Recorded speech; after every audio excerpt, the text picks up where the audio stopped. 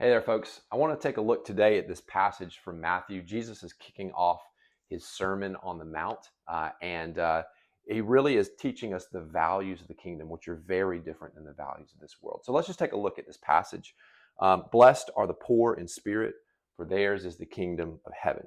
Now, that word blessed is not actually the typical word for blessed in the Greek. Jesus uses a different word, which really probably is better translated as happy, or maybe a state of being that some Bible commentators will actually say, they call it the good life, that you are receiving and endowed with the good life. And so we might say, like, the good life is for the poor in spirit. We'll talk about that in just a second. Because, why are the poor in spirit blessed? Why are they happy? Why are they in this experiencing the good life? It is because theirs is the kingdom of heaven. The kingdom of heaven is for the poor in spirit. And because they possess the kingdom of heaven, the benefits and the qualities of the kingdom, the fruit of the kingdom, they have this happy estate of being. And so what we could say here as we look at this is, what does it mean to be poor in spirit?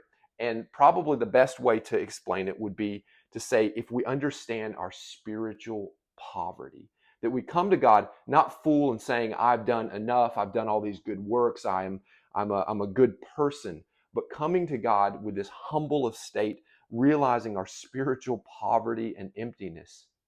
And only in those moments are we really ripe and ready to receive the kingdom of God. It's not for those who think that they deserve it, but those who are empty. John, in writing in the book of Revelation to the church of Laodicea, talks about how you are rich and you're full, but he says you are blind and you are poor. You don't realize it. It's because they felt so full of themselves they didn't realize their spiritual poverty.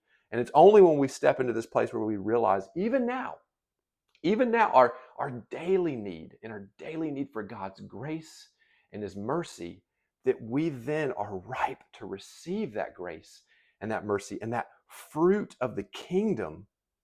And that really is how we find the good life for all of us. And so blessed are the poor in spirit, for theirs is the kingdom